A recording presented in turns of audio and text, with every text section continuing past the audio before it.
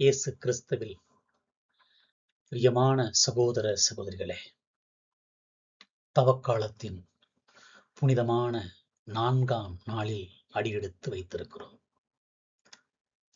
நமது முதல் 3 நாட்களில் இறை வார்த்தைகள் தவக்காலம் என்பது வெறுமனே புறச்சடங்கு அல்ல, அது உள்ளத்தின் தொடங்கும் நீதியின் மாற்றம் என்பதை ஆழமாய் உணர்த்தின. இன்றைய இறை வார்த்தைகளும் ஏசாயா தீர்க்கதரிசி 58, லூக்கா நற்செய்தி 9 இந்த மாற்றத்தினுடைய உறுதிப்பாட்டையும் அஸ்யூரன்ஸ், அந்த மாற்றத்தின் மூலம் நாம் அடையும் நற்பலன்களையும் பற்றி பேசுகிறது. நமது நோக்கம் நாம் சுமக்க வேண்டிய சுமை மற்றும் அது சுமையால் விளையும் மீட்பு, இவை மூன்றையும் என்று ஆழமாக சுருக்கமாக தியானிப்போம். தவக்காலத்தின் நோக்கம் சிலுவை சுமந்து சுமையை களைதல், தன்னை இழந்து பிறரை திருப்திப்படுத்துதல். சிலுவையை சுமந்து சுமையை களைதல், தன்னை இழந்து பிறரை திருப்திப்படுத்துதல். நேற்றைய ஏசாயா வாசகத்தில் உண்மையான உபவாசம் என்பது என்ன, ஒடுக்கப்பட்டோரை விடுதலை செய்வது என்று கண்டோம். இன்று ஆண்டவர் அந்த விடுதலையை நிறைவேற்றுவதற்கான நிபந்தனையை தொடர்கிறார். உன் நடுவில் இருக்கும் நுகத்தை விரல் நீட்டி பழிப்பதையும் பொல்லாத பேச்சையும் நீ அகற்றினால் என்ற நீண்ட பட்டியலை கொடுத்து, பசித்தோருக்கு உன் உணவை கொடுப்பாய், துயரோரை திருப்தி செய்வாய் என்றால் என்று அவர் தொடங்குகிறார். அன்புக்குரியவர்களே, இந்த நிபந்தனைகள் இயேசுவின் வார்த்தைகளில் ஆழமாக புரிந்திருக்கின்றன.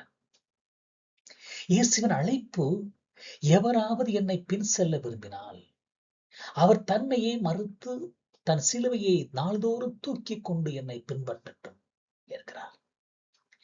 சிலுவையும் நுகமும் தன்னையே மறுத்து சிலுவையை சுமப்பது என்பது ஏசாயா குறிப்பிடும் நுகத்தையும் யோக், விரல் நீட்டி பழிக்கும் மனப்பான்மையும் த்ரெட்டனிங் ஃபிங்கர் இப்படி காண்பது. பொல்லாத பேச்சையும் மலேசிய ஸ்டாக் ஆகியவற்றை நாம் செய்யும் ஆன்மீக செயலாகும்.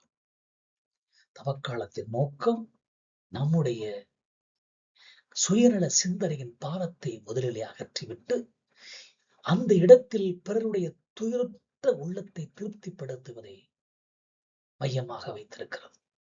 நமது சிலுவையை சுமத்தல் பிறருடைய சுமையை நீக்குவதற்கான ஒரு மீட்பின் சாதனமாக மாற வேண்டும்.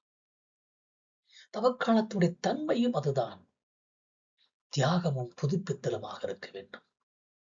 வறண்ட நிலத்தில் நீரூற்றாக மாற வேண்டும். நம்முடைய தியாகத்தின் பலனாக ஆண்டவர் நமக்கு தரும் வாக்குறுதிகள் தவக்காலத்தின் தியானத்தில் முடிவில் நாம் அடையும் ஆசீர்வாதத்தின் தன்மையாய் விளங்குகின்றன. ஆண்டவர் உன்னை எப்போதும் வழிநடத்துவார். வறண்ட நிலத்தில் உன்னை திருப்திப்படுத்துவார்.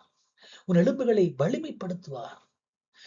நீ பாய்ச்சல் மிகுந்த தோட்டம் போலவும் வற்றாத நீர் ஊற்று போலவும் இருப்பாய்.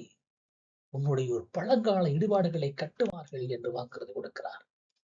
இங்கே ஆண்டவருடைய வழிகாட்டுதல், நாம் உலக லாபங்களுக்காக ஓடுவதை நிறுத்தி கிறிஸ்துவின் சிலுவையை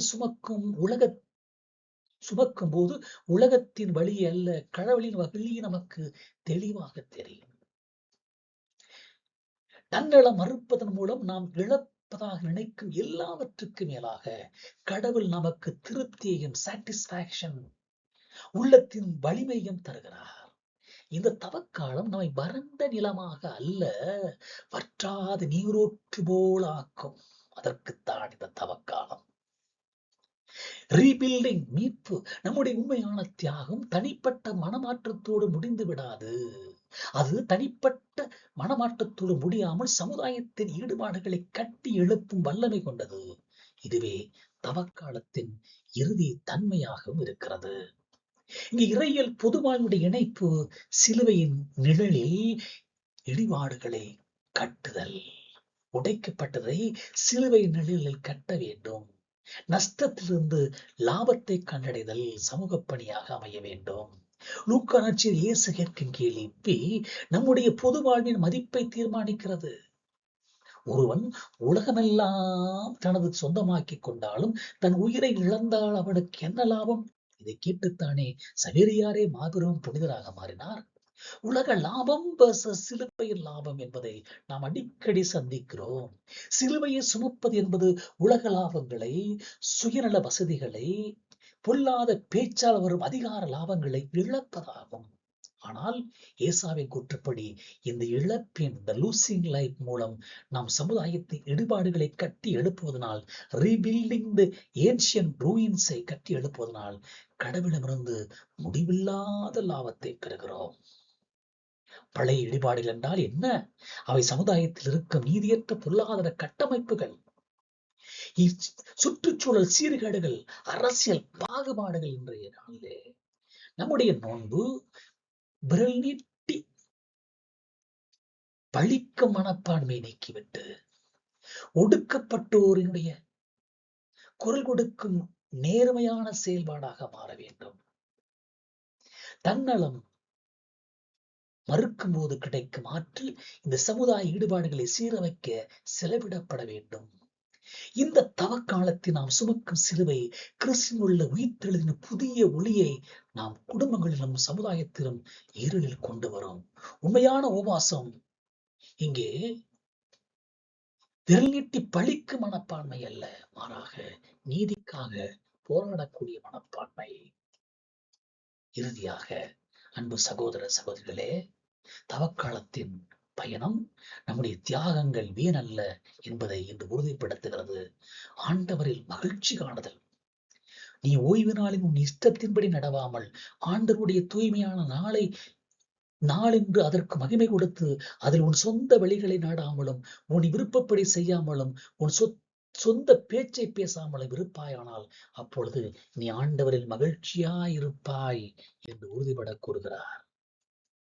நாம் தனிப்பட்ட முறையில் இயேசுவின் சிலுவையை சுமந்து சமூகத்தின் நீதியை புறணமைக்கும் உண்மையான உபவாசத்தை கடைபிடிப்போமானால் தவக்காலத்திலே நாம் ஆண்டவரில் மகிழ்ச்சியை கண்டடைவோம். சிலுவையின் பாதை கடினமானது, ஆனால் அதன் முடிவு வற்றாத நீரூற்று போலவும் ஒளி நிறைந்ததாகவும் இருக்கும். அன்புக்குரியவர்களே, இந்த சிலுவையை சுமக்கும் பயணத்தில் ஆண்டவர் நம்மை ஆசீர்வதிப்பாராக. ஆமென்.